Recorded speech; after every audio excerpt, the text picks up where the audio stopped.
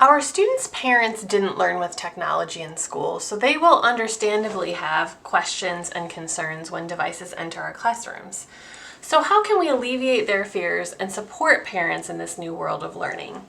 I'm Heather Dowd, co-author of the book Classroom Management in the Digital Age, and in this video I'll share ways you can partner with parents to encourage healthy relationships with technology both at school and at home.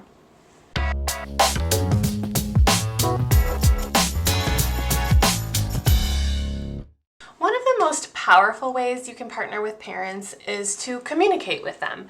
Have a relationship with the parents of your students. That could be through a regular newsletter where you share what's happening in your school. It could be through an email to all of the parents. Perhaps social media is a good option, depending on where your parents are at online and what your school culture is. But communicate with parents, have a relationship with them. If the only communication is something negative, that makes things hard. But if you're always regularly communicating with parents, sharing what's happening in your classroom, that's one way that you can begin that partnership with parents. And then in the process of communicating, one of the things that you'll want to do is really highlight the value of these digital devices in your classroom. Parents didn't learn with tech in their classroom the way that students today are. And so you might find that parents have a lot of misconceptions about what is happening in their child's classroom with digital devices.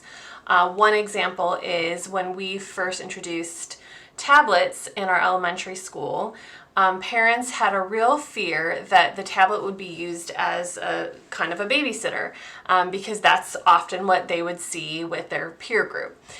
So it took, we had to be very intentional about sharing with parents, no, this is what students are doing with their tablets. They're creating movies, they are taking pictures and reflecting on their learning.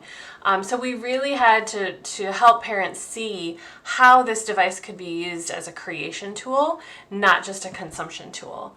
And because we regularly communicated that with parents, that really helped them see the possibilities. So share the activities that are happening with technology. Share what their students are making with them. Help them see the value of this device for learning. And then another really strong recommendation that I have for you for ways that you can partner with parents is to create what we call a parent-student agreement form for home.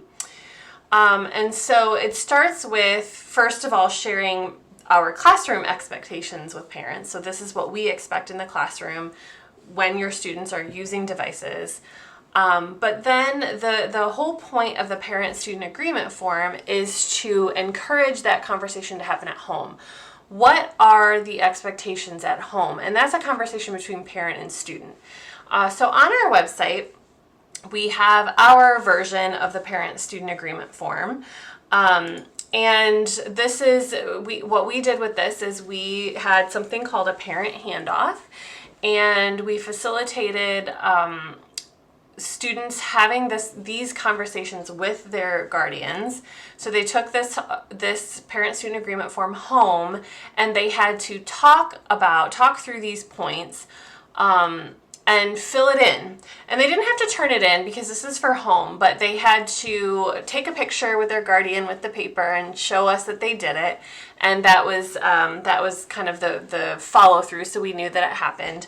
But what's more important is what's in this parent-student agreement form. And so in that form, it had things like, agree on what the laptop should be used for outside of its main purpose of learning. So parent and student together can talk about it. Are we going to allow this to be used for games at home or to socialize at home? Also think about where the laptop will be charged every night. So don't leave that to chance. Perhaps the rule is the laptops are not being charged in bedrooms. They have to be charged in the dining room. And similarly, agree to where the laptop can be used at home. So perhaps you want to make a rule, or a parent wants to make a rule that the laptop should only be used in a public space, like in the dining room or the living room, but laptops not allowed in the bedroom. So a lot of our parents had that conversation with their students. And then also just, keeping the lines of communication open between parent and student about, the student's digital life. So we encourage them to talk about, what should they do if they experience cyberbullying or they see it, they view it. So the point of this parent-student agreement form is really just to facilitate a conversation between parents and their children around the use of the device at home. Common Sense Media also has what they call a family media agreement.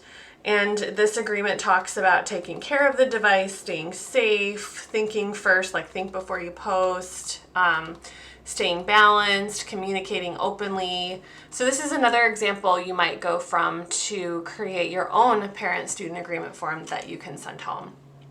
And another thing that I would add is this is something that is not static. It's not we write it once in 6th grade and it's good for 6th, 7th, 8th, 9th, 10th, 11th grade.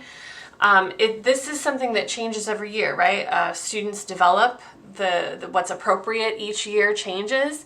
So we would send this home every year and encourage this conversation to take place.